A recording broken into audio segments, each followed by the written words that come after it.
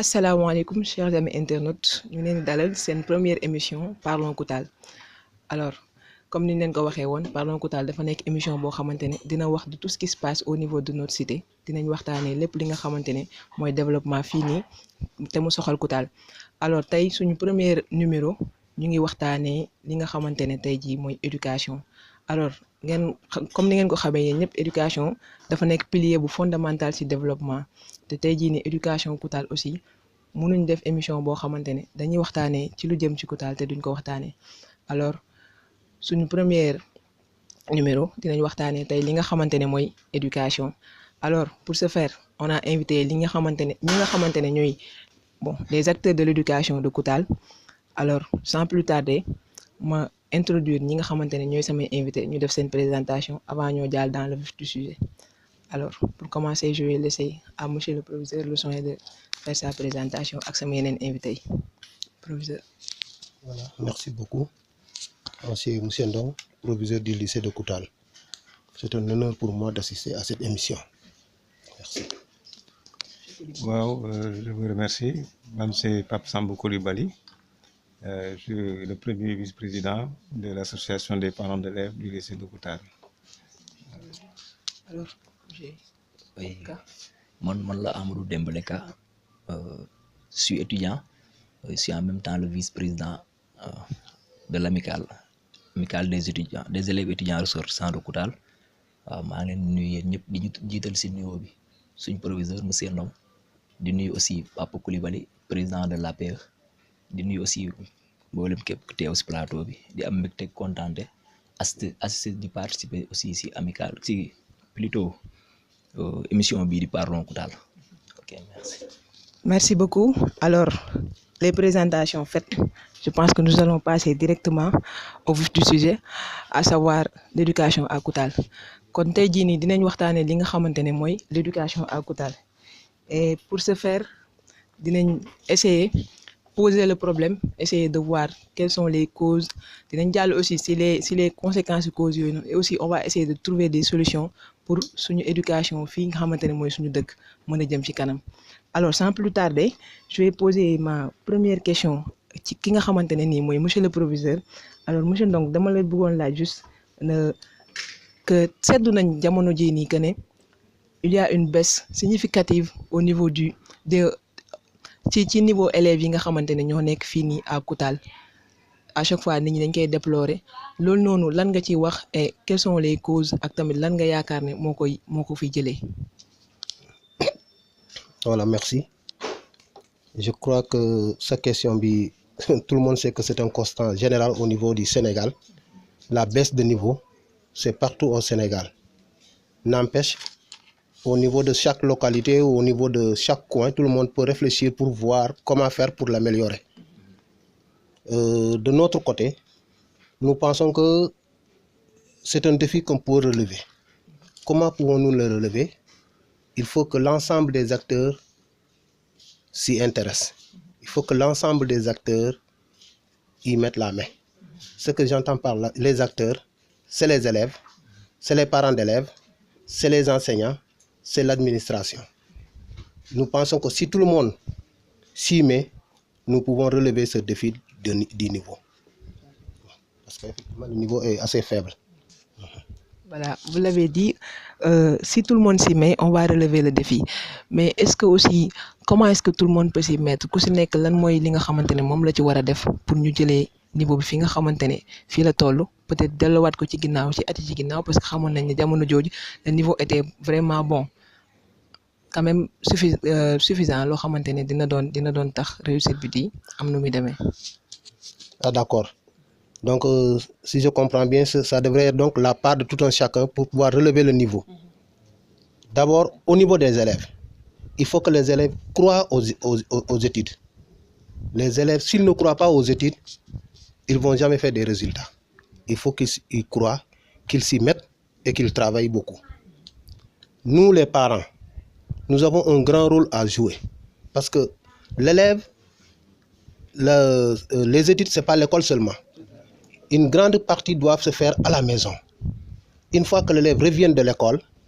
les parents doivent l'encadrer pour qu'il revoie ce qui a été fait Et quitte à ce qu'il y a, s'il y a un peu de moyens, qu'il y ait un répétiteur qui puisse aider l'élève à mieux comprendre. Donc, ça, c'est le rôle des parents et qu'ils les encadrent bien également. Pour nous, les enseignants aussi, nous avons une part. La part, nous avons encouragé les élèves. Mais malheureusement, le constat général que nous avons fait, c'est que souvent, nous, les enseignants, on ne fait pas d'efforts. Et le leitmotiv, c'est quoi? Vous êtes nuls. Alors qu'un enfant, quand il est nul, on doit le rattraper petit à petit jusqu'à ce qu'il aime ce qu'il doit faire. Mais nous, les enseignants, généralement, on n'agit pas comme ça.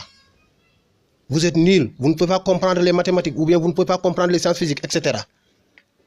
Personne n'est fait pour les sciences physiques. Tout le monde est fait pour apprendre, comprendre et pouvoir donc exécuter.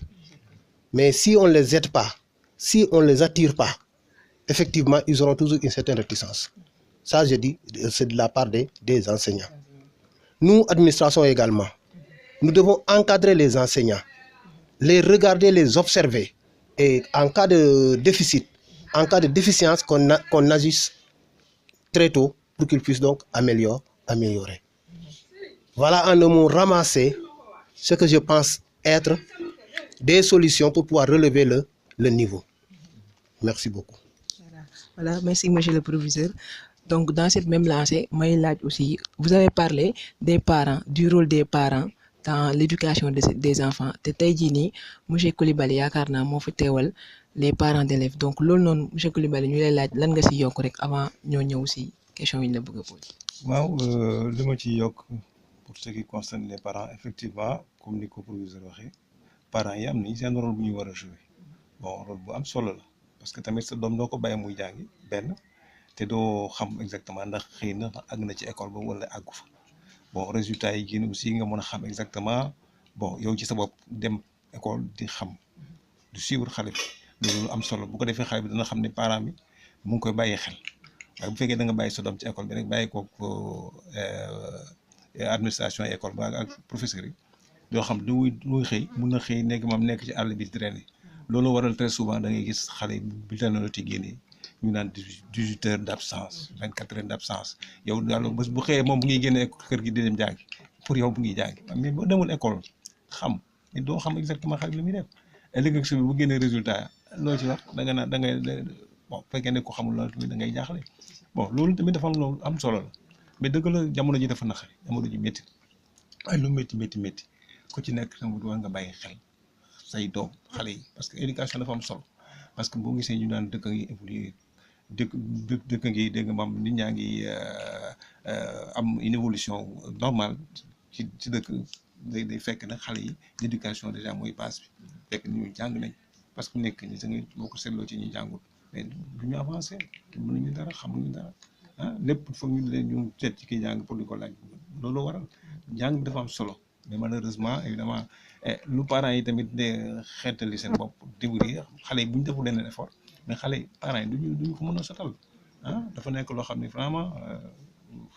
ñëpp ci war a jàpp loolu dëgg la ñëpp ci war a jàpp waaw du côté des parents loolu moom dëgg la moom dañ ci war a jàpp. dëgg la voilà monsieur Coulibaly merci kon ni ñu ko waxee ñoom ñaar yaakaar naa donc éducation bi pour ñu mën ko relever am na ñu bëri ñoo xamante ne c'est des acteurs de l'éducation à savoir les parents les enseignants donc l'administration du lycée ak tamit ñi nga xamante ne ñooy élèves yi ku si nekk am nga si sa pierre à apporter à l'édifice pour que ñu jëmale éducation bi nga xamante ne mooy éducation Koutal ci kanam. Alors balaa maa jógee si Papa Coulibaly bëggoon naa ko laaj comme moom moo fi nekkal l'APE donc nga waxal ñu tuuti une brève historique de l'éducation à Koutal et aussi nga rappeler ñu juste le rôle de l'APE au sein de l'éducation. waaw dëgg la bon bref historique xam nga bon évidemment bu ñu ko seetloo bu ñu jëlee sax à partir à la fin du 19e siècle c'est-à-dire 1997 98 gis ngeen ne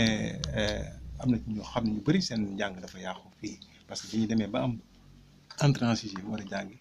dañ leen di affecté dégg nga maam Fawal Jojo yaay wala dégg nga maam ak Kaolack te xam nga parents yi amuñu ay moyens yooyu donc vraiment difficulté la woon bu métti pour xale yi di mën a xëy di jàngi Kaolack waaye yàlla suturaal ñu dimbali ñu boo bon année yooyu may wax noonu bon parents yi dañoo jóg daal di ne bon dañu constituer jënd ay oto jënd camion benn car boo xam ne xale dañ ciy dugg di jàngi jéem nañu fexe ba loolu sottiwul ñeneen ñi solal seen daal dem si yàlla si ñoom daam ñes ñi fi nekkoon ñoom yaaya jara ñooñu fi nekkoon ñoom ñëpp daal di jóg ñoom oustaz Mbay ñëpp jóg jàpp ci biñ ci jàppee dem ba nga woon dem ba gis da nga maam au lieu de l'éducation nationale des autorités gaa ñi dimbali ñu pour fu nekk ni yàlla indil ñu benn CM waaye gi ngeen CM bi ni mu accéléré CM dañ ko indi en 2004 même pas déjà en 2010 déjà gis ngeen ko yëf yi daal di jéggi dayo amatul dégg nga moom salle yi doyatuñu il fallait ñu créer ay abris provisoires il fallait que ñu démerder par tous les moyens de sorte à ce que dégg nga moom xale yi mun di loger tey jii fi mu nekk ni 2004 ba 2018 fi mu nekk nii suñu effectif atteindre na déjà 1500 élèves yaa ngi seet loolu kon nga xam ne vraiment loo xam ne lu ñu soxaloon la bëggoon nañ ko te fi mu nekk nii yàlla dimbali ñu bañ jot ci kon tamit ñu ngi def effort abri provisoire yi gis ngeen ko tamit bon fi nekk nii daanaka génn nañ ci parce que tamit ba ñu jëlee dégg nga maam suñu xel ne nañu defar at bu ne ñu jéem a tabax ak li ñuy sédd c'est-à-dire 20% yi ñuy sédd ci inscription bi du doon doy dara waaye dañ doon jéem ne nañu fexe nu ñu tabaxee ñaari classe yi ñuy tabax nag duñ ko achevé juste rek dégg nga maam na xale yi mën a dugg am ay table banc mën a dégg nga maam taw du leen laaj naat du leen laaj ñu mën a jàng yàlla dimbali ñu tamit ci loolu boole ci nag ndax bu ñu fekkoon ne keneen lañu amoon koo xam ne proviseur boo xam ne mënuñu woon jàppale ci sens boobu waaye kii monsieur Ndong moom bi mu ñëwee dafa ñëw en 2012 waaye bi mu ñëwee 2012 wax dëgg yàlla dafa ñu ne acca wala ñu jàppee ma jàpp ñu dem loolu la ñu jàppee ñu jàpp ci ànd ci ba tey ñun ñu fi nekk léegi ça fait 7 ans tabax nañ fi déjà 12 classes yoo xam ne ñoo ko tabaxal suñu moyen ak ndimbalu administration kon loolu xam nga ne sant yàlla la kon ñu ngi def progrès pour bu Koutal jëm ci kanam loolu wax dëgg yàlla loolu daal moo fi ne. Voilà, je pense que def na historique aussi bu important en ce qui concerne l'éducation à Koutal. Bon ma ñëwaat ci deuxième question moo la posé woon à savoir le rôle de l'APE parce que ñu bëri dañ koy réeree souvent dañuy jàpp ne APE bon aussi am na ay parents yoo xamante ne yaakaar naa bu ñu nekkoon ci biir APE bi am na yu bëri des problèmes concernant l'éducation dinañ ko mën a régler parce que bu boobaa lañ leen mën a sensibiliser tout mais yaakaar naa fii réeree nañ bu baax li nga xamante ne mooy rôle APE bëggoon nañ nga ñëwaat ci. waaw li nga wax dëgg la parce que bon APE ñu bëri dañ koy réeré mbir mais pourtant xam nga moom ku daal moom daanaka presque Sénégal la très souvent li ñu mën mooy fal waaye mënuñu folli waaw ñoom bu ñu ne dañuy créer APE ñëpp dañuy jóg nee nañ créer bu ñu wootee fi réunion presque doo gis ñu bëri tuuti ngay gis boo ko defee rek ña fa nekk as ne bu ñu xasee ba fal bureau bi presque 12 personnes lay doon waaye da nga ci gis ñaar wala ñett rek ñoom ñoo ciy yëngatu waaw loolu mooy métti bu ko defee yow nag bu ñu xasee ba fal bu dee as góor obligatoirement da ngay bëgg sacrifier de sorte à ce que li ngay bokk mën a sotti loolu moo ñu ciy poussé lu bari ñuy xar suñu tànk tubéy loolu mun a am APE nag bon évidemment partenaire de l'école partenaire de l'administration partenaire du professeur et les autres parents d'élèves yi nga xam ne ñu ngi seen kër te duñ dem école bon les élèves yi nga xam ne quelque souvent dañuy am ay petits conflits avec les professeurs xam nga bon yooyu ñooñu bon bu fekkee ne parents d'élèves yi yëg nañ ko mën nañ dem intervention gis auprès du proviseur lii dégg naa ko lii gis naa ko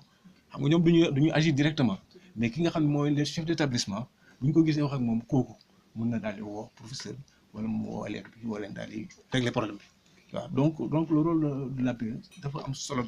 trop ci mbir bi parce que am na yenn confrontation yoo xam ne bu amee parent bi dootu ko demati école mën na ci dem sax ba génnee école te loolu yëpp lu ko waral xëy na peut-être que ñàkk am trait d'union mooy waral très souvent parents yi di agir de la sorte bon xam nga loolu tax vraiment APE dafa am solo waaw voilà merci monsieur Coulibaly donc ma def benn petite transition xam naa jéem a jàll ci ki nga xamante ne moo fi teewal tey ñi nga xamante ne ñooy étudiants yi parce que aussi yaakaar naa ne mënuñ wax li nga xamante ne mooy éducation Koutal te boolewuñ ci étudiants yi parce que les étudiants c'est des élèves yi nga xamante ne fii lañ jógee fii lañ jaar ci lycée bi donc fii lañ defee seen cursus maintenant ils sont étudiants mais donc ils sont appelés à revenir au village donc c'est des acteurs aussi de l'éducation dans le village donc yaakaar naa bu ñuy wax ci éducation am nañ ci seen part moo tax la première question que je vais adresser à monsieur Ka mooy quelles sont les difficultés rencontrées par parce que aussi étudiants yi souvent dañuy wax ne dañuy rencontrer ay difficultés dans les universités yi nga xamante ne fa lañ nekk est-ce que waa Koutal ñi ngi jànkonteel yooyu difficulté étudiants yi di casse tout le temps. merci Mame Khady dinaa am kontaan trop répondre sa question boobu noonu comme fi nga daanalee sànq waaw étudiants yi ñoom fii lañ jógee fii lañ jàngee def seen cursus élémentaire secondaire ba am bac waaw kon ay acteurs lañ bokk nañ si acteurs yoo xam ne sur le développement éducatif comme ni nga ko waxee sànq waaw pour lu jëm si wàllu problème étudiants yi ñuy rencontrer je pense que étudiant Koutal tamit bokk nañ si kaaw étudiants yooyu noonu di rencontrer di am ay problème ay jafe-jafe si université ba waaw jafe-jafe yi nag comme ni nga ko waxee waaw si cadre logement si cadre pédagogie am yow cadre encadrement yooyu noonu yëpp dañu am jafe-jafe si wàllu logement bi des fois étudiants yi ñuy jógee fii nii si lycée bi dem si université yi si ville yi comme ñëpp dañuy ñëw foofu duñu am ku leen dalal duñ fa xam kenn des fois day am étudiants yoo xam ne duñu xam kenn comme ça supposons ñu orienté la Dakar xam moo fa kenn waaw nga war a ñëw loger première année nga jëm yegg si gouvernement orienté na la assuré wu la logement amoo moyen waaw nga war a yow loger si université bi comme say morom waaw xam nga loolu tamit boo amul ku la jàppale si wàllu logement waaw te ku ne xam na ne université moom logement yomb fa waaw pour nga loger wu dëgg foog nga am benn kii nii am si bokk si kii amical yi ak kii waaye boo nekkee nouveau xamoo yooyu yëpp doo mën a dem si yooyu kon da ngay sonn trop moo tax yenn saa yi étudiants yi di am ay problème waaw seen première année ñu am ay problème même day dem sax di répercuté wu ba si seen examen yi yenn saa yi gis dañuy redoubler seen première année loolu moo koy waral genre yooyu noonu conditions yi ñuy dund foofu noonu. Voilà merci mais comme conditions yi ngeen di dund noonu est-ce que aussi nit ñi buñ ñëwee foofu les novices nouveaux bacheliers yi ak ñi nga xamante ne dañ fay ñëw est-ce que am na benn solidarité entre yéen étudiants yi am na aussi benn communication bii leen permettre à chaque fois ngeen di mën di rencontrer di mën di dimbalante seen biir aussi parce que aussi certainement am na ñuy am problème mais am na ñoo xam ne aussi mën nañ leen ci jàppale. waaw d'ailleurs même am na amical bu ñu taxawal fii nii amical bi waaw c'est pour les élèves et étudiants ressortissants de Koutal waaw amical bi créé nañ ko ça fait des années ñoo ngi liggéey bu am solo yaakaar naa waaw étudiants yi nouveau bachelier yu ñëw si kii ba lañ leen di commencer encadrer si inscription campusenne yi foofu lañ leen di toppee di leen topp ba bañ ñëw université duñ leen bàyyi dañ leen di topp waaw amical bi nag su ñëwee dañ leen di dalal solidairement ñu waxtaan ak ñoom encourager leen gindi leen waaw ba ñu mën a am ay repères quoi. D'accord kon loolu c'est important mais dinaa dellu si waat sànq si question bi ma njëkk a posé le proviseur à savoir le niveau des élèves parce que aussi yéen ñi nekk étudiant jóge fii nii di fi ñëwaat les vacances wala di retourner à la source seen rak yi nekk fii yéen aussi je pense am ngeen seen wàll si éducation élèves yooyu noonu donc yéen quels sont yéen li ngeen xam ne yéen a ngi koy def aussi pour jàppale élèves yi si seen éducation à votre niveau. waaw sànq proviseur monsieur le proviseur maa ngi koy nuyu bu baax sànq wax na lu am solo. wax na que ne élèves yi ñu si bëri gëmuñ jàng bi te wax na lu dëgg waaw seetlu naa ne dëkk bi léegi xale yi dañuy jàngi rek di gàddu seen sac di dem di ñëw mais ñu si bëri gëmuñ ko koo si toog di waxtaan ak moom du la wax sax di la wax say lu waxi lu jëm si jàng waaw di la wax sax man war naa mën a tekk si njàng mi wala lii nii ay leneen la lay wax waaw côté boobu nag waaw bëri na si tamit yow parents d'élèves am nañ si ay part de responsabilité parce que da ngay gis sa doom muy dem école di dem di ñëw doo saytu comme di ko Papa Coulibaly waxee doo saytu doo xool ndax mu ngi jàng bu baax école ba doo xool ay bulletin doo lijjanti yow daal la ngay toog ba résultat génn rek comme ni ko proviseur waxee ngeen naan professeurs yi xamuñ dara wala naan fekk du loolu yenn saa itam day am xale yoo xam ne école ba nekkul école ñëpp ñoo fa am place parce que réussite léegi nekkul jàng kese la am na ay école de formation professionnelle am na loo bëgg a def nga def ko boo mënul si jàng ba rek demal nga xam ne yàlla loolu la sédd àdduna noonu la mais nag parents yi seen doom day ñàkk a mën a jàng ñu topp si li ko neex wala ñoom si li leen neex di ko pousser yenn saa yi day dem lycée ba ñu dàq ko fa mu leer na la kii mënul jàng day am moyenne bu faible léegi nga dem yow jëlaat sa xaalis di ko yóbbu si privé bi à côté di ko fayalaat bu ñëwee ba bag mu càng après bu boobaa nag jàngi métier weesu xam nga métier moom dañ koy jàngee à base nekkul na ngay màgg di jàng métier boobaa jàng métier day weesu kon nag parents d'élèves am nañ si part de responsable ñooy tardel seen doom yi. d'accord ñoom ñooy tardel seen doom yi donc yow loolu ngeen jàpp ok mais sama question sànq mooy exactement yéen les étudiants dans tout ça qu'est-ce que vous faites yéen pour rehausser le niveau des élèves wala yéen à votre niveau lan ngeen ci def parce que aussi am ngeen lu ngeen ci war a def yéen fi ngeen jugee dem donc école bi moo leen formé en retour am na lu ngeen ko war a delloo je pense côté boobu noonu laa doon laaj. waaw si côté boobu yaakaar naa amical bi moom mu ngi fi chaque année day organiser ay journée d'intégration si cadre boobu noonu pour yow pour am benn kii nii benn sensibiliser étudiants yi en même temps sensibiliser élèves yi nekk si lycée yi waaw dañuy organiser tamit ay cours de vacances pour jàppale élèves yi balaa école di ubbi dañuy def yenn saa yi tamit ay livres collecté yóbbu ko si lycée yi pour lépp si yow sur le plan pédagogique encourager élèves yi ba ñu mën a jàng bu baax. D'accord, je vois. Donc, yéen aussi, yéen a apporté votre pierre à l'édifice à ce que je sache. Bon, proviseur laay ñëwaat laaj ko juste benn question ñu ngi waxu taux de baisse ak yooyu noonu mais statistiques yi lan la ñuy révéler les résultats BFM ak Bac Koutal est-ce qu'en réalité day gën di baisser wala taux yi quels sont les taux en fait surtout bu ren bii nii am na ñu bëri ñu ngi laajte bon balaa maa ñëw am na ñu ma laaj bëggoon nañ xam le taux de réussite BFM bi ak Bac bi fii nii ci Koutal atum ren bi mooy 2018. En 2018 au Bac environ nous sommes à 34-35% au Bac l'ensemble. Oui, au BFM nous sommes à 40 si je ne me trompe 40,%.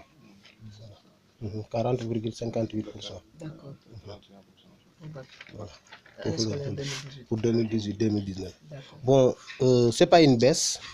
parce que moi je compare par rapport au niveau national. Bon, si c'est propre à Koutal, nous avons baissé par rapport à l'année dernière, mais par rapport au niveau national, moi je me dis que nous sommes encore dans la fourchette nationale. Parce que ce qui nous intéresse, c'est d'avoir de bons résultats. Mais à défaut d'avoir ces bons résultats, il faut rester dans la fourchette nationale. Quand vous restez dans la fourchette nationale, c'est pas bon, mais c'est assez satisfaisant. Moi, ce que je regretterais, c'est d'être en dessous de la fourchette nationale. Là, je ne serais pas du tout content. Pour le taux de réussite. Alors,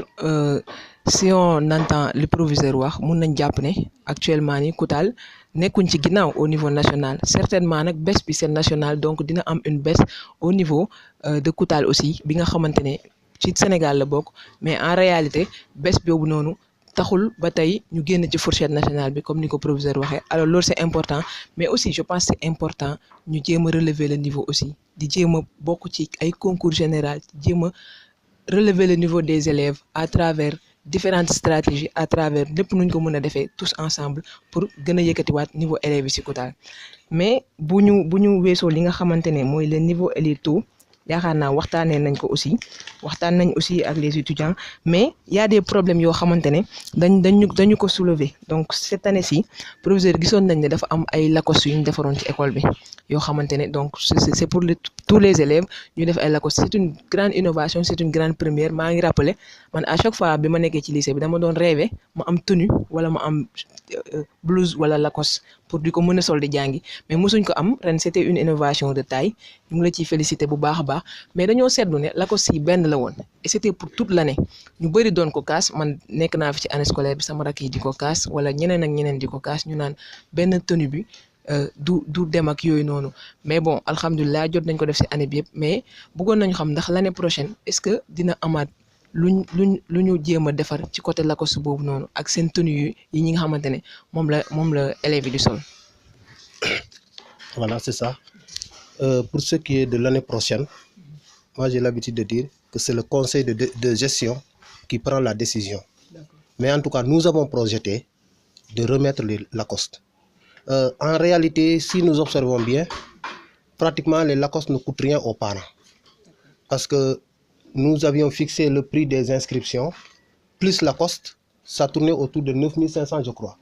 Et après avoir démarré les inscriptions, nous avons reçu une circulaire des ministres qui nous demande d'inscrire à 10 000. Donc si vous vous inscrivez à 9500, on vous donne la tenue. Donc ça semble être que vous n'avez rien payé pour la tenue. Alors que le ministre demande à ce que les inscriptions soient relevées jusqu'à 10 000 francs. Tout de suite, on en parlait, l'intendant et moi au lycée. Je disais que pour renouveler les Lacoste, nous allons inscrire à 10 000, comme l'a demandé le ministre, mais vous inscrivez, on vous donne votre Lacoste. Nous entendons, bon, c'est pas définitif parce que c'est le conseil qui prend la décision finale. Nous, on ne fait que des propositions. Nous entendons refaire la proposition avec la même couleur, ça permettra aux élèves d'avoir 2 Lacoste. Les Lacoste de l'année dernière et celle de cette année. Et dans l'avenir même, nous projetons, parce qu'il y a une expérience qui est vécue ailleurs, nous projetons de faire des pantalons.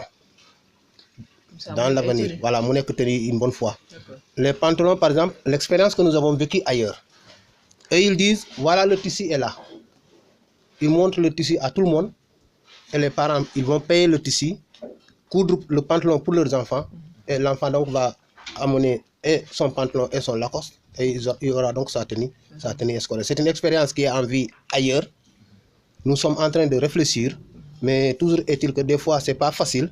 Il faut y réfléchir, mûrir, parce que le problème de Lacoste, je crois que ça doit faire 3 ans ou 4 ans. On en parle, même les élèves, pendant les gouvernements scolaires nous disaient, nous avons besoin de tenues scolaires, Et d'ailleurs, une parenthèse, c'est ce qui nous a permis d'être très fermes cette année. Vous venez à l'école sans votre tenue scolaire, on vous met dehors. Parce que c'est vous qui nous aviez demandé de confectionner des tenues scolaires. Nous l'avons confectionné. Il y en a même qui nous disaient que les tenues, il fait chaud. Il y en a qui nous le disaient. Mais on n'avait pas de choix. C'est vous qui l'avez demandé. Nous l'avons confectionné. Vous êtes obligé de porter ça. Oui, mais je pense que le problème des tenues, c'était en fait qu'il n'y avait qu'une seule tenue pour toute l'année. Et je pense que c'est souvent ce qui pose des problèmes. En fait, souvent les écoles, ils ont des tenues. Voilà, Lacoste, blouse, c'est une blouse. On peut enlever ça après. Mais quand il s'agit d'un Lacoste, au moins, il y en a 2, comme on se comprendra peut-être l'année prochaine. Vous n'êtes que 2 là. Si tu portes celui-ci, souvent nga def beneen. Parce que ISEC, par exemple, je prends l'exemple d'ISEC. Ñom ay Lacoste lañuy def comme suñu Lacoste yi. Bon, bleu bi mo niroowul rek. Mais ñom ils ont 2 Lacoste. Ils ont 2 Lacoste différents. Bon, au moins la semaine, di nga mëna gérer ak 2 Lacoste, mais avec un seul Lacoste, c'était li élèves yi doon naxarlu lu bari, lu doon naxarlu bari. Effectivement, ils ont raison, parce que porter la même tenue du lundi au vendredi, c'est pas facile. Mais pour ceux qui comprennent, par exemple, je prends l'exemple de mes enfants. S'ils portent lundi, mardi, mercredi, le mercredi à la descente, ils lavent avant d'aller à l'école le jeudi. Donc c'est sec et ils pourront remettre ça. Mais nous pensons que si nous remettons, pour que l'élève puisse en avoir le Lacoste de 2017 et celui de 2018, donc il en aura 2. Il aura la possibilité donc de faire varier. Même si ce n'est pas la même couleur, il n'y a pas de problème. L'essentiel, c'est de porter la tenue. Ce que nous voulons, que tout le monde ait la même tenue pour cacher certaines disparités. Et ça nous permet également de mieux gérer nos élèves en classe. Parce qu'un professeur me disait que souvent, dans certaines classes, il y a des élèves qui sont bien équipés, bien habillés. D'autres qui sont derrière, au lieu de suivre le prof, ils regardent la tenue de l'élève. Alors que si tout le monde a la même tenue, soit à Lacoste, moi Lacoste, je n'ai pas besoin de regarder ta Lacoste, ta tenue. Je regarde ce que fait le prof. Voilà beaucoup de choses qui nous ont poussé donc à penser au Lacoste. Et nous ne regrettons pas, nous pensons que c'est une bonne chose. Sauf maintenant, si le conseil de gestion nous demande d'éliminer. Mais tant qu'il nous encourage, nous allons continuer dans cette lancée. Et nous pensons que c'est une bonne chose. Pour en faire 2, ce n'est pas facile. Parce que le Lacoste, tous les gens que nous avons testés à Kaolack nous ont fait comprendre qu'ils ne peuvent pas nous faire le Lacoste à moins de 2500. C'est ce qu'ils nous ont fait comprendre. C'est un ami qui est à Dakar, qui est avec nous au lycée, qui nous a fait ça à 2300. 2300, et voilà pourquoi donc on a pu accéder à ça. Mais Kaolack, Dakar, partout, on nous dit on ne peut pas faire ça à moins de 2500. Voilà, j'espère que Lacoste bi mon problème bi on va essayer de régler ça parce que l'année prochaine comme nous l'avons dit, si le conseil de gestion comme il l'a dit décide, Inch'Allah peut-être suñu rakk yi dinañ am possibilité au moins am ñaar Lacoste parce que aussi c'est important les tenues dans une école parce que tenue bi day permettre duñ fa nekk di distinguer kii la ak kee et normalement l'école est une école boo xamante école yu ñëpp la on ne doit pas y aller et essayer de se distinguer par quel moyen que ce soit donc c'est important les tenues donc ma ñëwaat juste rek 2 questions concernant aussi encore le lycée parce que il s'agit de la salle informatique et aussi des papiers seetlu nañu ren souvent papier yi man dama doon ñëw fii ñoom pour imprimer seen TD yeeg yooyu noonu dañuy am problème ñu ne dañuy am problème papier je sais pas c'est avec l'imprimante et ou bien man personnellement je ne sais pas et am nañu aussi ñu ma laaj ne quel est le problème à ce niveau problème manque matériel la wala en fait pourquoi papier yi souvent duy mat loolu bëggoon nañ ko xam et aussi en ce qui concerne la salle informatique ren normalement dañ ci waroon liggéey mais moi j'ai une petite sœur boo xamante ne ñëw na mu ne ma dafa dem si salle informatique bi ren dafa waroon def cours foofu noonu mais finalement bi mu waree fay sax yaayam da ko jox pour mu fay mais moom fayul parce que jàngul donc c'est des questions aussi yoo xamante ne je me suis dit que ça concerne aussi le lycée et ñu bëri war nañ ci am lu leen leer balaa leneen. Non, pour la salle informatique, il faut comprendre que c'est une salle qui nous a été offerte par l'ARTD. Mais c'est seulement des machines, pas de connexion. Maintenant, nous avons cherché un peu partout pour pouvoir avoir la connexion. Ce que la Sonatel nous a dit, à Koutal, il n'y a pas de ligne ADSL. Voilà pourquoi on ne peut pas avoir une connexion. Nous avons pensé à des Wi-Fi.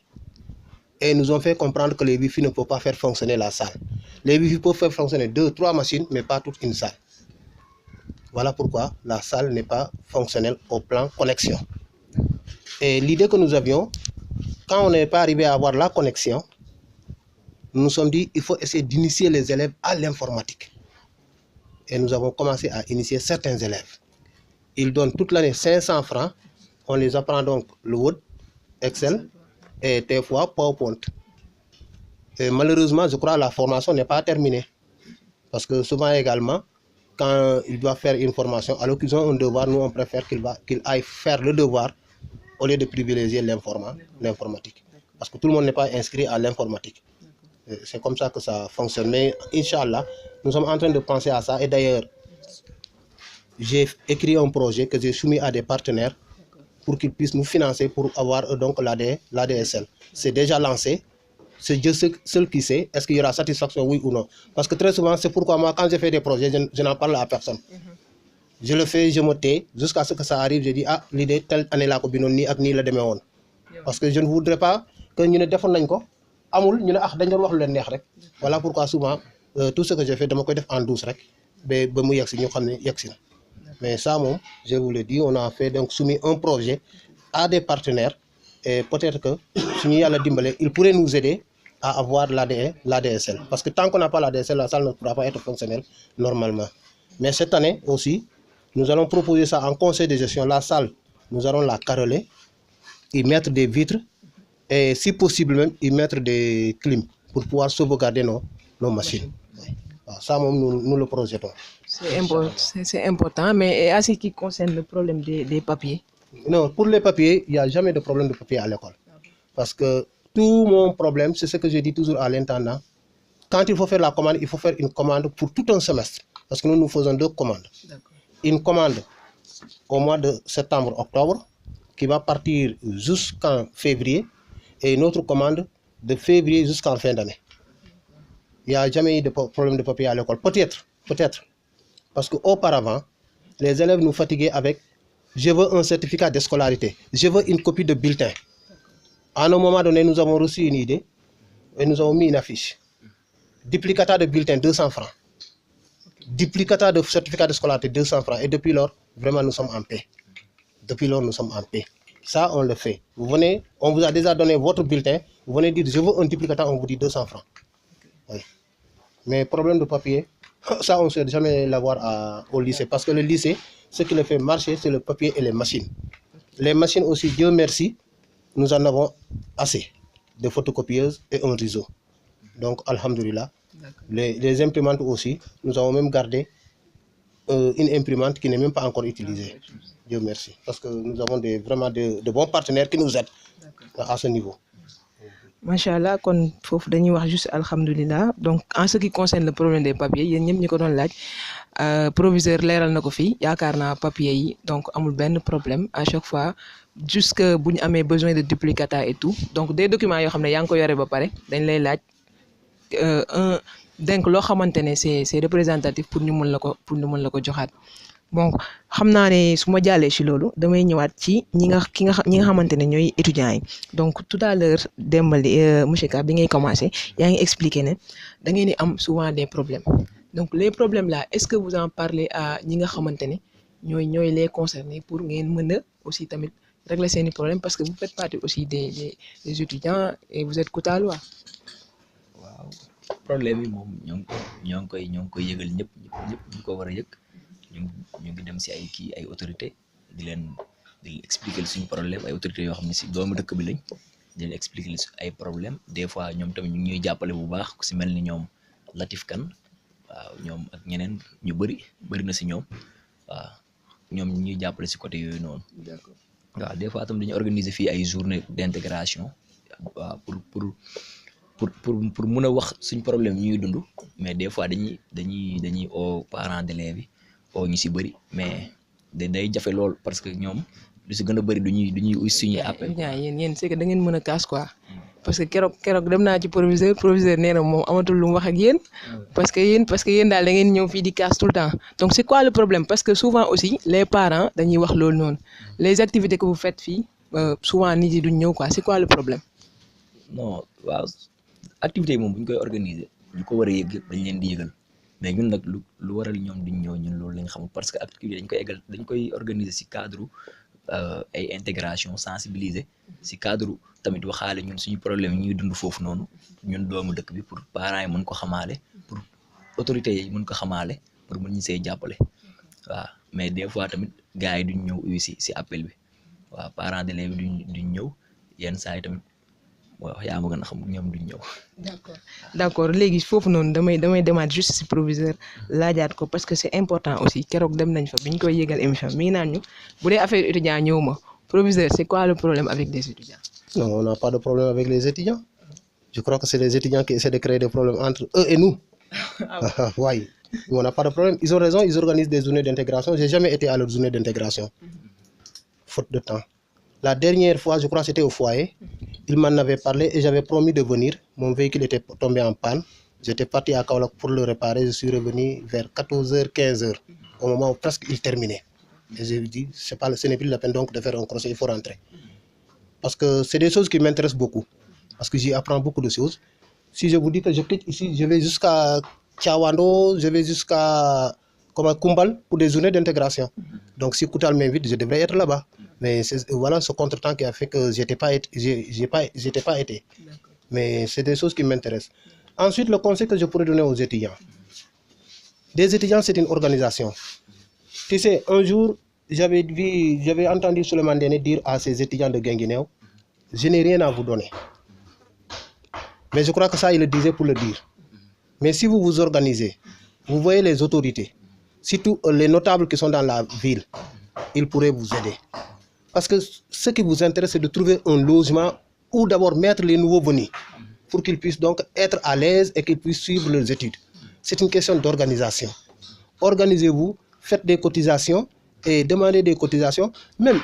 nos élèves qui sont en terminale, vous pouvez leur dire,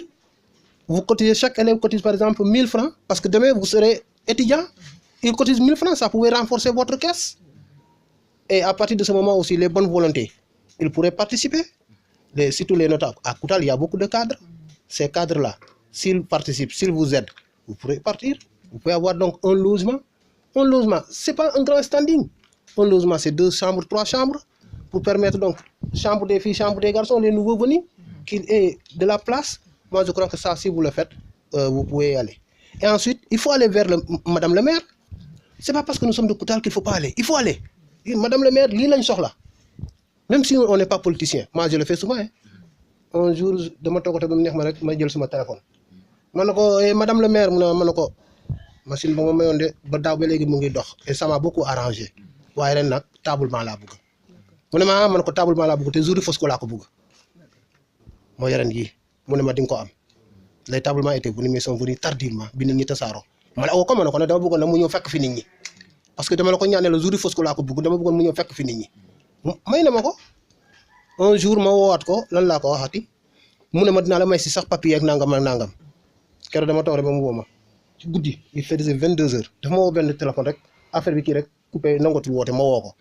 mu ne ma dama foog ne da ngaa nelaw ma ne ko non nelawoo ma de ma je suis noctambule mu ne ma waa xam naa ne am nga problème salle de classe de ma ne ko loolu rek laa am mu ne ma dinaa la may 2 salles équipées ma ne ko madame le maire kon nga def lu baax mu ne ma waa dinañ ñëw vendredi def visite de prospection vendredi les gens sont venus avec le directeur des salins. Quelques jours après, ils sont venus, ils ont commencé les travaux. Donc, je dis qu'il faut demander. Ce n'est pas parce que moi je ne suis pas politicien que je suis politicien. Nous sommes parce que souvent, une bonne partie de New York, c'est nous. Donc, nous avons aussi nous boss. mais si vous restez comme ça rek ne ñun ñu politicien duñu ñaan leen man su ma dee politicien ñaan leen ma jox leen su politique jotee ngeen politique fu leen neex. D'accord. Je crois que yàqul dara ça c'est mon avis. D'accord. Et je pense que c'est important et monsieur Ka moom il prend acte. président am voilà na voilà moom maa ngi bëggoon ñëw ci moom sax voilà quoi parce que le problème des étudiants aussi ñoom souvent dañuy kaas dañ naan administration bi duñ ñëw mais aussi les parents parce que aussi journée d'intégration yi da ngeen wax ne parents yi duñ ñëw fekk si leen mun a partager ak yéen la journée parce que les journées d'intégration souvent les étudiants le font à l'UCAD mais da ngeen koy indi à Koutal parce que aussi amical bi amagul doole et tout et puis les parents aussi da ngeen leen si bëgg impliquer et tout mais je pense monsieur le vice-président de l'APE am na lu mu si yow. waaw li ma bëggoon wax rek au sujet des 2 salles de classe ñu maire bi jox xam nga bon dafa bokk ci contrat boo xam ne bon c'est la mairie et la commune de Ndiaffate bon léegi nag dans le contrat nag dañ ci boole alors 6 salles de classe yu Salem war a jox commune bi donc les 6 salles de classe heureusement ñu ne nañu 2 à Koutal yeneen 4 yi des dañ koy répartir ci yeneen villages yi waaw loolu laa doon woon et puis encore dans le même cadre dañ ne aussi Salem may nañu le meilleur par exemple le meilleur élève au baccalauréat. C'est à partir de l'année prochaine. waaw à partir de l'année prochaine boobaa danañ ko mën a jox bourse mu dem jàngi à l'étranger loolu Salem stipulé na ko ci contrat kon yooyu yëpp dafa war a encourager xale yi. ñu mën a jàng comme ça ñu mën a am loolu. c'est important voilà comme ni ko proviseur waxee je pense que contrat boobu noonu c'est dans le cadre du contrat liant xam nga les Saléens du Sine Saloum ak ñi nga xamante ne ñooy mairie de Ndiaffate donc c'est très important madame le maire aussi à chaque fois il faut aller le voir comme ni ko le proviseur waxee mais le cas des étudiants aussi je pense que APE bi am nañ luñ ci yokk loo xamante ne aussi ak la vie étudiantine ak tamit ni ñuy ñëwee fii te duñu gis nit ñi te loolu noonu dañ koy bëgg di partager ces activités là avec les parents et aussi ceux du lycée. waaw comme ni ma doon wax rek xam nga très souvent bon ici man je ne comprends pas parce que parents yi chaque fois da ngay convoquer réunion tu vois presque personne bon là aussi yaakaar naa aussi pour que communication bi mën a jàll gën a mën a jàll il faudrait que comme am nañ fi ay jàkka ay mosquée nañu xale yi dem foofu wax ko bu ñu ko waxee au moins danañ gis monde danañ gis nit ñi bon bu ñu gisul jigéen ñi sax danañ gis góor ñi mais souvent loolu la communication bi moo dul jàll parce que du ne rek dama koy wax ma Samba wala ma wax ma Demba y a des lieux publics yoo xam ne boo ko waxee am na ñu muy intéressé am ñu dul intéressé ba ñuy jàng ñi xëy na peut-être danañ ñëw assister pour xam lu xew man je suis là mais boobu ba léegi damay dégg ni rek ñu naan journée de rek mais mosuma ko dégg sax invité wala ma ne dos sangam lañ ko def te pourtant je suis partenaire de l'école mënoon nañ bu ma ko xoon damay ñëw assister mais seulement yóbbu ma ko. kon mën nañu wax ne c'est une faute de communication voilà de la part des étudiants. waaw non si wàllu communication bi waaw wax na dëgg parce que communication tam mën na am xëy na tamit day demee benn côté ñii yëg ñii duñ yëg waaw comme lu mu wax par exemple sànq dem si jàkk yi di communiquer affaire pour mu mën a gën a jàll yaakaar naa wax na dëgg boobu lay gën a mën a jàll te boobaa ñëpp dinañ ko dégg waaye yaakaar naa tamit wàllu communication ñun ñu ngi siy def ay jéego yu am solo parce que ñun dañuy dem ba si kër yi di yëgalaate dañuy dem ba si kër yu bëri di yëgalaate te ñu si kër gu di nekk sa doom am na étudiant kër gu nekk waaw te étudiants yi dañ koy yëg dañ koy informer seen waa kër mais ñun ba tey mënuñ xam problème bi lan la waaw des fois moom appel yi ba léegi gars yi duñ wuy si. booy da leen jàllale seen information yi quoi gars yi duñ koy yëg. loolu li ngeen wax aussi concernant les élèves xale yi nga xam ne bëgguñu jàng bi mais c'est un fait que nous avons constaté parce que bu nekk nii am na ci ñoo xam ne dañoo rejoindre les écoles privées yi nga xam ne c'est l'État qui paye pour les élèves qui ont eu le bac mais am na ci ñoo xam ne fii au niveau de Koutal ay xale yoo xam ne dañuy ils ont fait une première année deuxième année bi ñu bañ ñu toog def nañ toog te pourtant c'est vrai ñoom dem nañ ma am bac war a dem jàngi foofu ñu ne boo leen laaj ñu ne woo mais les cours sont trop difficiles c'est dur pourquoi ah amul lu yomb ci àdduna si. je pense côté boobu noonu Koutal aussi war nañ ci jóg parce que comme ni ko kii waxee ci au début des propos souvent fii nii xale yi da ngay gis dès le bas âge wala comme ni ko proviseur waxee c'est important aussi dina bañ nga bëgg-bëgguloo mais am na xale yoo xam ne dañ bëgguñ te loo bëggul aussi pour nga réussir si du évident mais je pense que à l'APE xam nga ñi nga xamante ne ñooy les acteurs de l'éducation war nañ ibbi ay plateformes yoo xamante ne wala ay école wala ñu jéem a teel a orienté xale yi parce que xale yi aussi souvent buñ mënul jàng tamit dañuy forcer des écoles parce que bëgguñ nekk menuisier bëgguñ nekk lii bëgguñ nekk lee mais je pense que le système américain tout le temps dama koy wax même au BFM après di nga même au Cameroun bii moo ñu gën a jege ñoom boo leen ba BFM mën nga nekk mën nga am sa diplôme d'ingénierie en temps jànguloo sax fi mu toll nii xam nañ ne tu n'es pas bien dans les études après tu t'orientes ci teel loolu parents yi am nañ ci seen rôle. Effectivement, là, mun nga devenir un technicien supérieur dans un domaine bien donné. Mais loolu yëpp lu ko waral c'est parce que bon, il y a les centres de formation. Mais fii tamit pour nga am accès ci centre de formation yi, mais il faudrait d'abord te renseigner, il faudrait une bonne communication.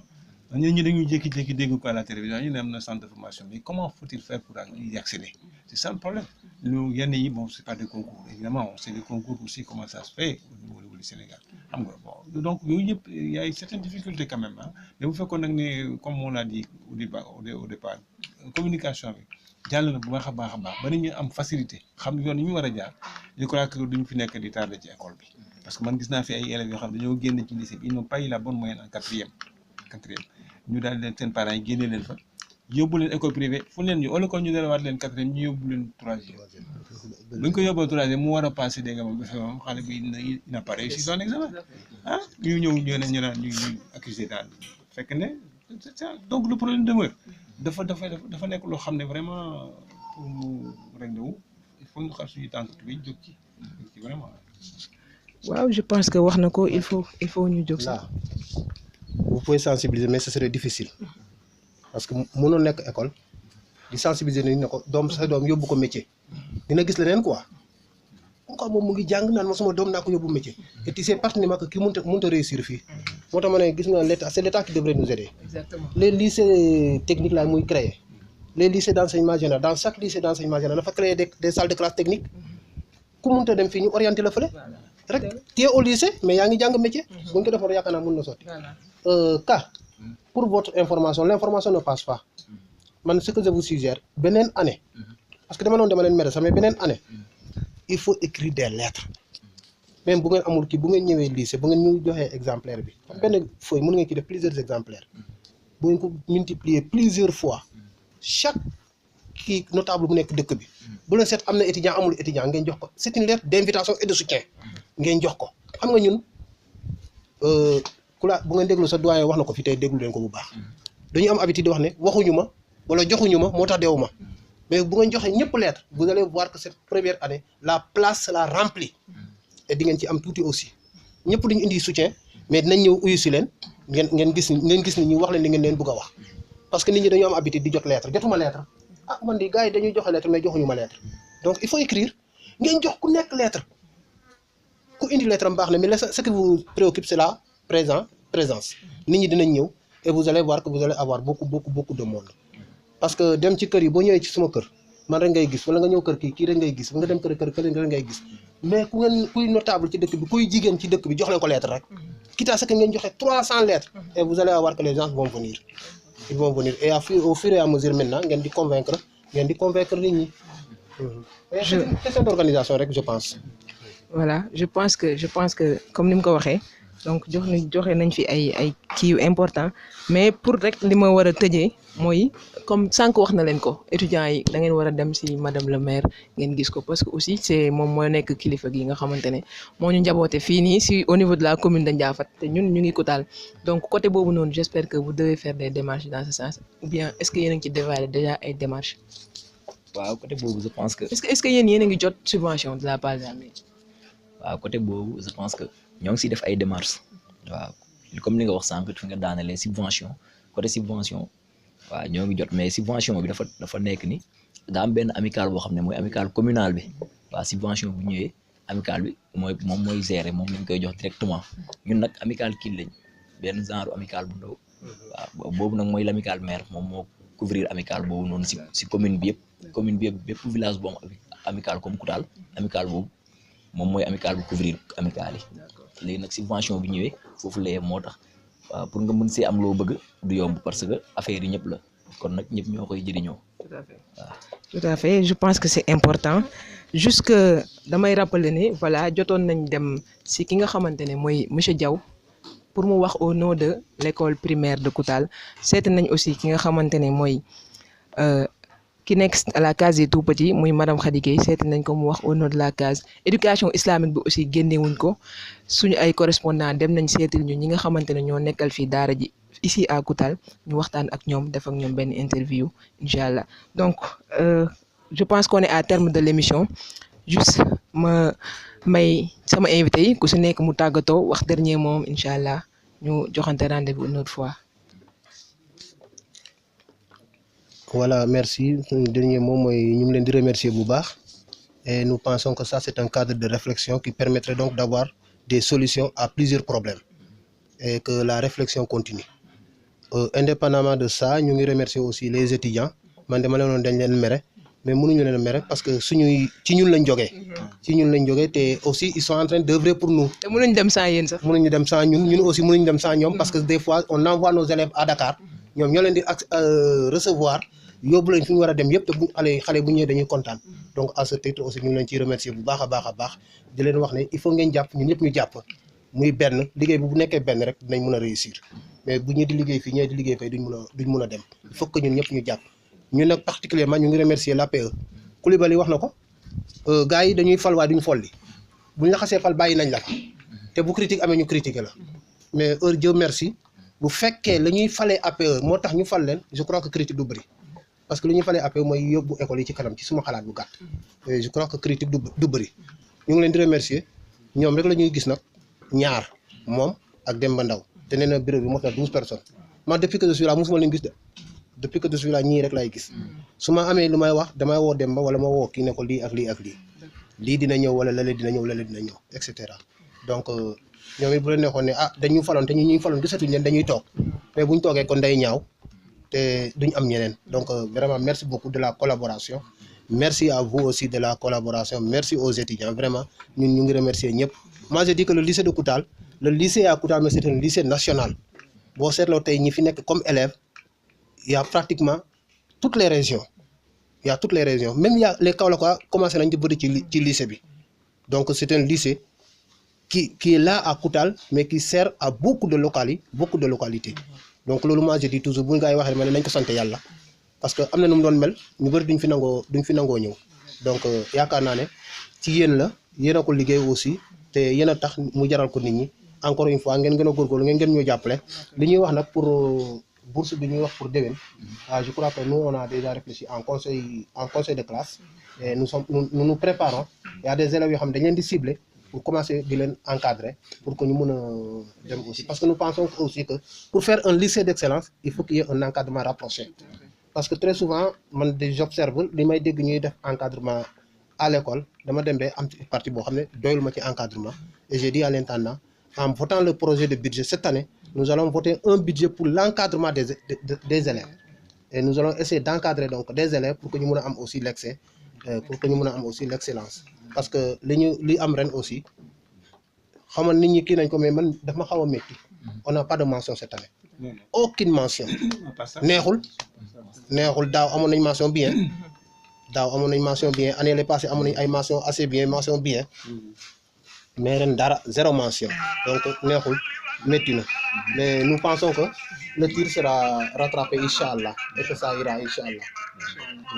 Voilà, merci le proviseur. Monsieur Coulibaly, doy tàggatoo. Effectivement, comme ni ko proviseur waxee xam nga bon cette année-ci effectivement on a eu des mentions mais des mentions passables kooku 5 mentions passables c'est pas encourageant mais bon mais nag franchement xale yaa ngi góorgóorlu l'année dernière on a eu moins 3 mentions on a benn mention excellente assez bien benn bien puis ñaar yoo xam ne assez bien donc franchement bu ñu mënoon continuer sur ce rythme-là bon dana nekk loo xam ne daal dina gën a attirer encore l'attention des autres communes bon léegi daal en tout cas daal man maa ngi leen di remercier aussi parce que dana tax moins communication bi dana jàll nit ñi ku ci mën a bu exprimer sa idée donc mën a exprimer lu ñu wax loo xam ne dégg nga maam soxal na leen dañ ci mën a tontu wala ñu wax ci bon bu boobaa dana nekk loo xam ne bon dialogue la boo xam ne dañuy yóbbu li ñi ci kanam di yóbbu ko ci kanam ñun itam loolu la ñuy ñaan parce que ñun suñu ngor bàyyi ñu bokk ci ab xureel ba pare toog croiser les bras ñun loolu mooy suñu ngaañte ñun bu ñu xasee bokk ci dara dañuy dem ba jeex loolu lay wax toujours xale yi nee naa ne boo leen di jàng yéen jàng rek ngeen am da ngeen war a jàng boo leen jàngee ba pare ci njàng bi léegi nag ngeen commencé di ngay mën a satisfaire ses parents mais fi ñëw laaj ñu la dara du ndekki du añ du reer lépp loo soxla sa parent la ko jox nee na jàngal kese mais da ngay jàngal góorgóorlu parce que lii du yàgg ah boo ci xasee ba génn tout de suite da ngay attaquer da nga am le côté professionnel une carrière bu ko dee bu baax mun nga faj say soxla waa ji kon ñaa ngi mi en fin de compte kan lay jëriñ yow lay gën a jëriñ yow mi nga xam ne kon ñun loolu lañ mën a am di encourager toujours xale yi ne leen nañu jéem a fexe jëm ci kanam ñu compter si jàng moo salaat loolu daal la amoon bari ci dolli kontaan naa trop seen émission bi yàlla gën a jëm ci kanam ñi gën a ubbeeku di mën a wax problème yi am ko daal bu ko defee ñu mun ko régler parce que yëf yi du xuloo yëf yi waxtaan la waaw problème bu amee dañ ko war a waxtaanee suñu biir ñu jéem si dañ ko régler voilà ak ku nekk bu jàppee sa bopp ku nekk bu jàppee sa côté toog ñëpp toog kon kañ ne problème du sotti voilà. Merci monsieur Coulibaly waaw monsieur Ka Dembélé Ka vice-président de l'amicale des étudiants ressortissants de Koutal looy tàggatoo. comme fa sama papa yi jeexalee rek fa lay tàmbalee waa pour tàggatoo waaw comme ni ñu ko waxee di sensibiliser élèves yi surtout ñuy def ay classe de terminale di leen sensibiliser di leen wax ne nañ góorgóorlu boo nekkee classe de terminale da ngay fexe góorgóorlu am bac amaale moyenne bu baax moo lay dimbale ba boo demee université doo sonn doo am problème logement doo am problème bourse bu lu gars yi di problème yi ñuy jànkonteel yow nga mucc si waaw di profité waale si occasion bi di remercier waale proviseur ak monsieur Coulibaly waaw di leen encourager bu baax seen liggéey rafet na di leen ñaanal yàlla bàyyi leen fi ba si kanam ba ñu mën a mottali seen i mbëbët si lycée bi ak si dëkk bi waaw di profité aussi di leen remercier waale yéen tamit di leen wax ne li ngeen xalaat def ko nii rafet na pour dëkk bi dina permettre dëkk bi ñu mën a waxtaan si problème mu dëkk bi waxtaanee ko trouver ay solution waxtaanee si jafe-jafe yu étudiants ak élèves yëpp di rencontré wu waaw pour ñu mën see trouver ay solution profité waale si waat pour sensibiliser parents yi pour ñu mën a jàppale seen doom yi pour si seen réussite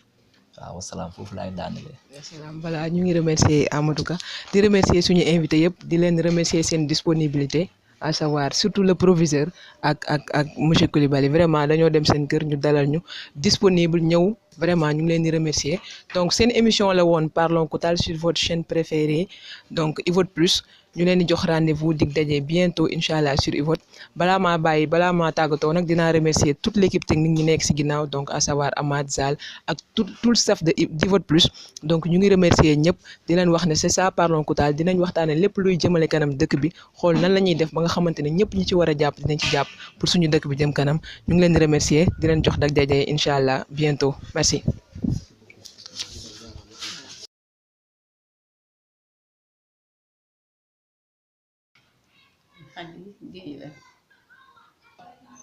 Scolarisation par rapport ak début bi mi ngi yokku santé mi ngi yokku problème éducation moom mooy problème éducation de manière générale yëpp peut-être que éducation préscolaire moom mooy base bi waaye li ñu fay sentir rek moom la ñu sentir ci yeneen secteur yi jafe-jafe yi nekk ci éducation de manière générale ñoom ñoo nekk aussi au préscolaire waaw ñu ngi indi bon xam nga préscolaire donc ñun mënuñu wax mooy ci case des tout-petits de li ko indi woon idée bi mi ngi jógee ci régime monsieur Abdoulaye Wade donc ci lañ ko installé donc peut-être pour permettre ñi nga xamante ne ñoom ñoo nekkoon les enfants ruraux ñoom ñu mën a accéder au système préscolaire comme ñi nga xam ñi ngi nekk en milieu urbain donc boo constaté ne depuis début bi ba léegi effectif yi nga xamante ne ñoom ñoo ngi ko doon am au début ay 2002 2003 tey jii 2017 2018 effectif bi peut-être dafa yokk lu bare multiplier wu na peut-être par 10 sax donc kon mën nañ wax ne effectif bi yaa yokk donc nit ñi ngi de plus en plus di intéressé wu ci préscolaire en milieu rural de manière générale sax la ndax préscolaire c'est la case des tout-petits l'école maternelle et les garderies d'enfants yooyu yëpp ay préscolaire la donc mais au niveau de la case des tout-petits yi nga xam man ci lay yëngatu programme bi fa nekk moo nekk ci école maternelle li ñuy jàngale moom la waa école maternelle di jàngale programme yi nag dañuy changer concept décennie en décennie enseignement bi dafa changé wu depuis ay 1900 yàgg na 80 81 ba léegi ñi ngi def ay changement au niveau éducatif donc yooyu aussi day am impact au niveau préscolaire donc loolu moom moo tax système bi benn la boo laalee fii laal fi jafe-jafe yi yëpp benn la daal waaw loolu daal am na ci. Et les infrastructures yi ngeen di am ci case bi parce que case bi aussi je pense comme ni nga ko waxee mu ngi fi depuis 2002 2003 ba léegi ñi jotul am rénovation wala yooyu est-ce que li ngeen di soxla ba léegi ngeen koy am wala ngeen di dem am ay jafe-jafe ci côté infrastructure. waaw comme peut-être début bi daan na am un peu de suivi avec régime bi fi nekkoon régime président bi peut-être ñun constaté nañ depuis bu yàggul quand même que ni xaw nañ ñu mel ni ñu délaissé daal surtout en milieu préscolaire xaw nañ ñoo délaissé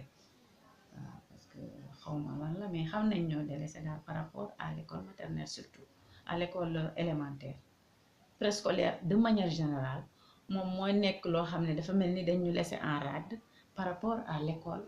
élémentaire parce que li ma la doon bëgg a wax sànq mooy que ni nit ñi dañu jàpp ne peut-être préscolaire fo ak wëy moo fi ëpp et puis il y a un constat bu ñu def ci année yi mujj yi y a une ruée boo xamante ne bii des écoles coraniques yu bari certes suñu dëkk bi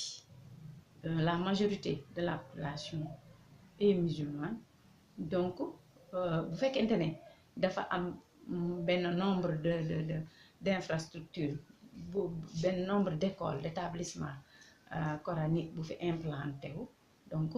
nit ñi dañu am tendance à jël seen ay doom yóbbu leen alxuraan moom moo leen gënal wala école arabe que di leen yóbbu au niveau préscolaire peut-être loolu ñu ngi ci gis ba tey ne que ni fii jànguñ fa dara lu mooy fecc ak woy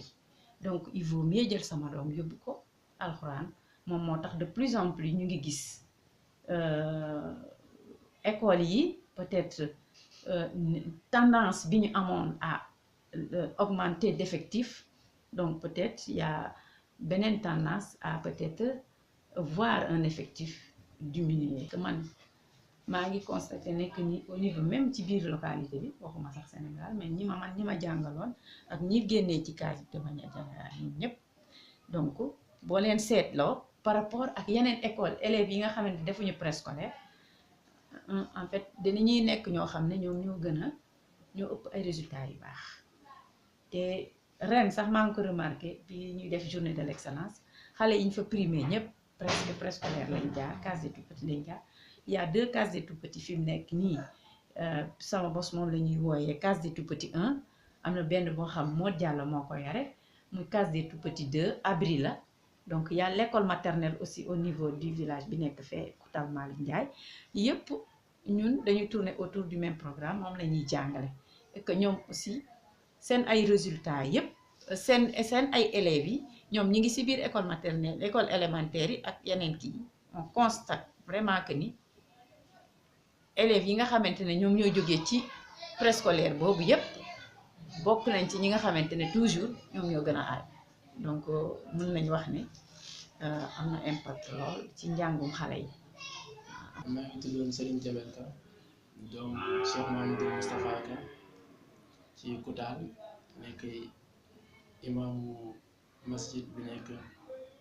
cité police. waaw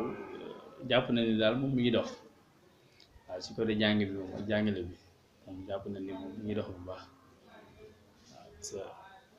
yaakaar naa ni 3 ans yoo xam ne ci la daara ji tijji mais du xale yëpp ci lañ ñëwoon am na xale yu ñëwoon ci biir ci début bi am na xale yoo xam ne ci biir année bi lañ ñëw te jamono ji am nañ ci xale yoo xam ne yaakaar naa ni defaguñ fi 2 ans yu mat ñu ngi toll ci wàcc te bu ñu wàccee incha allah balaa 1 an dinañ mokkal bu soobee yàlla kon jàpp na ni daal moom mi ngi dox waaw kon li mu wax daara ji biñ koy fondé jiitu woon daara la woon nii waaye nekkutoon comme daara interne yàgg na ndax sëñ bi moom dundam yëpp Cheikh Mamadou Moustapha Ka nga xam ne moom daara ji dundam yëpp daf ko jàngale muy jàngale boobu ñun dooguñ jàngal la ñoo xamante ni sax ñoo ko mag moom dafa opté woon rek dundam yëpp mu doon jàngale c'est le fondé daara bi bi mu demee ba xam ne fi mu ne nii daara yi léegi am na beneen méthode bu mu laaj pour ñu jàngalee ko mooy li ñuy wax internat ci la créé internat waaye nag bi mu créé internat bi ci lañ ko jëlee moom mu doon ci fin 2016 bi yooyu noonu mu jëlee ko ba Fassady ci ñu woon doon jàngale waaye nag alhamdulilah mi ngi def ay résultats ndax xale yaa ngi jàng bu baax mu jàng bu baax te it jàmbaar la li may def bëgg na ko lool moom mooy oustaz bi nga xam ne moom lañ depuis bi ñu fondé daara muy internat bi moom lañ ko tegoon ci loxo sant yàlla bu ñu sañoon kër bu nekk am internat ndax boo demee comme fu mel ne Medina Baye Niass daanaka kër boo dugg di nga fa fekk daara te terewul daara boo ci dem da ngay jàpp ne bii rek moo fi nekk ci dëkk bi di daara te ñaa ngi mokkal lu ñu sañoon internat yi gën a bëri ndax ndimbal la waaye ñu bëri dañuy ragal comme boole ñaari jàng yi dafay xaw a diis waaye diisul ndax boo seetloo bu njëkk da nga daan gis koo xamante ni bu wàccee école rek ngoon bi nga xamante ni jàngul école lay dem daara te teewul ñaari jàng yëpp daan dox da nga daan gis ku dem am ay diplôme am ci arabe am ko ay diplôme ci France léegi nag daanaka jeunes léegi dañoo jàngatu nangootuñ jàng benn da ngay gis bu amee benn une heure de temps boo xamante ni mu ngi koy jàng si classe bi daf koy gêner parce que une heure de temps boobu mu ngi ci bëgg a xaj-xajal lu mel ne WhatsApp bi wala Facebook yi wala yooyu noonu moo tax ba léegi xale yi nangootuñ jàng dañuy gis loolu waaye diisul mën nañ ko boole bu fekkee ne jàng moo leen tax a jóg waaye en plus tamit toor bi li ci ëpp ci parents yi lay doon parce que bu fekkee ne parent bi amatul benn droit ci doomam wala parent bi amatul benn noo xamante ni noonu lay occupé doomam xaw ko boyal mu libre noonu boobaa doom bi lu mu bëgg rek lay def te xale moom li waykat bu waxoon rek xale moom xelu bakkanam moo gën a not xelam waykat arab bi waxoon wa nafsu ka tifli in tuhmil sab'a ala hubbi radaa'i waaye nag in taftimu yan fatim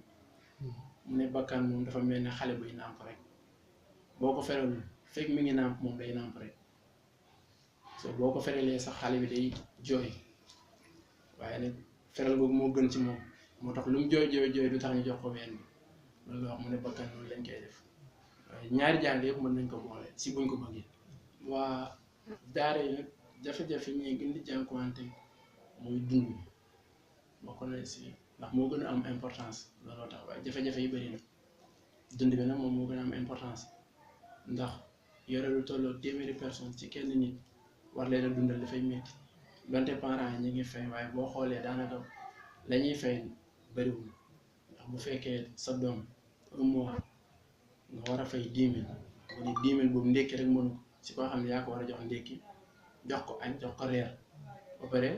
war jox ko it fu muy tëddee war a fay courant yooyu yëpp ñëw bu ñu leen gënoon a dimbale ci dund gi dana oyof si ñoom loolu donte mënuñ leen dimbale ci lépp waaye nag bu ñu gënoon opté ci dund gi li nga xam ne di leen tuuti li ñuy dundee ak ay yére yooyu noonu daa leen gën a dimbale xale yi bis bi duñu am yére duñu am daal donte taali bi dundal ko yére yomb dundal ko daal yomb waaye léeg-léeg bu fekkoon ne dañuy am waaye yàlla bu def benn doucement yi wala yu mel noonu danay baax loolu ci daara yi waaw comme yi nga xam ne internat la moom doo ngay di ñelwaan waaye yu dul internat nag moom jëpp leen fii nii dañ daan yelwaan mais léegi loolu jeex na fi depuis ñu ubbi internat bi moo amatul yelwaan parce que moo gàddu seen ndekki moo gàddu seen añ moo gàddu seen ba ci seen yére yi sax ñiy fóot moo ko gàddu chaque mois daanaka day jënd saabu jox ma fii 15 saabu moo ngi fii boo xoolee te xale yi fay ñu lu dul 10 000 francs xam nga ni loolu du fay waaw loolu du fay internat yi nag bëri na moom bëri na trop mais boo xam ne moom mel leen internat bi Sénégal boo koy wër fii doo ko gis waaw parce que internat la boo xam ne moom na xale yi jàng daal moom moo ko ñor mais nekkul ni daal daf ci bëgg daal day dem tool chaque jour te mag la te dara warulu ko lu dund xale yi bu doon dund këram rek du dem fenn te tamit mënoon na laaj tamit loo xam ni ñëpp duñ mën a jàng si